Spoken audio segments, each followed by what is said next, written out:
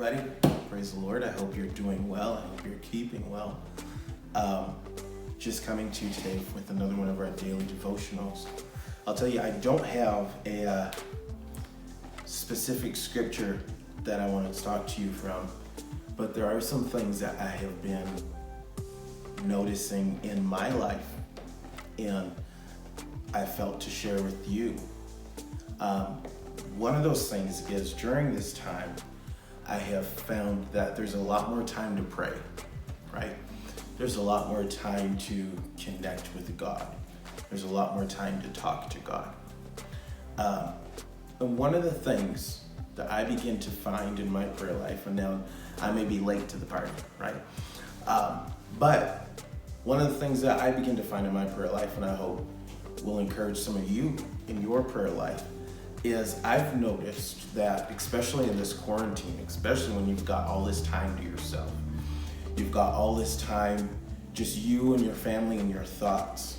I've noticed there's a lot of flaws and there's a lot of gaps in my character. And if we're honest, there's a lot in all of our characters. If you've got flesh, you've got gaps in your character. But I've noticed that in my walk with God, I began to pray over those things. I began to say, God, there's a scripture in the Bible where it says, God, remove every wicked way from me. A wicked way is more than just a mistake. A wicked way isn't a one-time incident. A wicked way, it implies a type of behavior. It implies an action that has become a part of who you are, maybe. It's a learned behavior. It's a wicked way in me. And I started to see these things, right? And it's not that I didn't notice them before. I noticed them, but when you've got all this time and you're locked up by yourself, you really start noticing them. And so I began to pray about those because I don't want anything for there to be in me that will be in the way of me being a part of what God wants to do in this last day. I don't want there to be any character flaws in me that's going to hinder me or my church from being able to be used by God in this last day. And that has really been on my mind. I've kind of been taking this whole time off, so to speak, as a recharge, a reset. I don't know about you, but I plan on when we're allowed to come back and we're allowed to congregate and all of this COVID stuff is lifted, man, I plan on coming out of the gate hard. I plan on coming out of the gate strong. I plan on being better than I was before we got locked in. But all that being said, I began to pray about these things. And I began to say, God, if there's any wicked way in me, I want you to help me. And so I began to pray because there's sometimes where I feel a little bit selfish. And there's sometimes where I feel a little bit like I don't really want to be around people, if you know what I'm saying. I began to pray, God, make me a lover of people. Make me a lover of people. Give me a burden, a stronger and a deeper burden for souls. And I'll tell you what, I've begun to feel. I've began to feel God doing it in my life. There's been certain situations in which, for example, I would have gotten frustrated with my kids for doing certain things. And I believe because of the prayers that I've been praying, there's been times where I would have gotten frustrated and I felt a peace about me. I felt a peace come over me, like it was gonna be, like I was fine and I was able to handle it properly. I was able to handle it in a way that wouldn't damage them. Because a lot of times as parents, you get frustrated and you might lash out. I found I was able to handle it in a way that wouldn't damage their character, that wouldn't damage them in a way that would last a lot longer and maybe even permanent than I had imagined. And so that's one of the things that I've really been noticing in my life, and I'm hoping to encourage you by this. I believe that if you begin to pray about certain things, so really look in your life, and see, God, what character flaw is there in my life that if I let it run rampant, it would stop me from doing your will?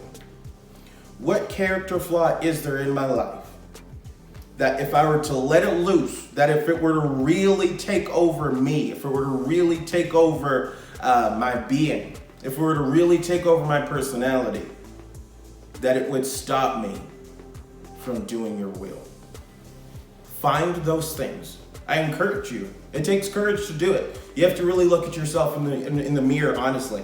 In fact, the Bible says that when you begin to read this book, it can be like a mirror, and you can start to see, well, listen, Jesus says I'm supposed to be this way and I'm not this way, and you start to see your real character. You start to see who you are in comparison to who God says you should be. I encourage you to do it. Really look inside yourself. Really look inside the mirror and see, is there anything in me? Maybe it's fear. Maybe it's a little bit of selfishness. Maybe there's certain things I like to do with my free time. The Bible says that, in Paul's writing, he said that all things are lawful to me, but not everything is expedient. Maybe there's certain things that I'm doing in my free time that aren't necessarily sin, but it's certainly not helping me.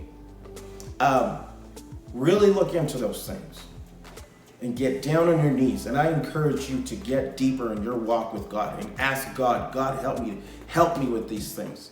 Pray about those things and let God become the strength. The Bible says that in my weakness, God is strong. Let God become the strength.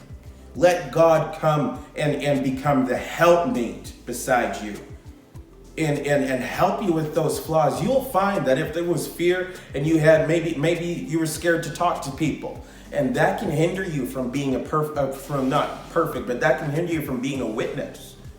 You'll find that if you begin to pray about those things, that God will come alongside you and you will find a courage like you've probably never felt before. And so I encourage you to pray about those things, because I'm telling you what, Victory and Praise Church, man, when we come back together, we are going to take the city. We are going to hit our knees in prayer, and I hope you already are doing it. But we are going to meet together. We are going to have prayer meetings more than we've had before. We are going to hit the city. God is going to give us revival. I feel it in my bones. We are never going to be the same after this. And so I encourage you, do it today. Go pray. In Jesus' name. Worthy of every song you could ever sing. Worthy of all the praise you could ever bring. Worthy of every breath you could ever breathe. We live for you. We live for you.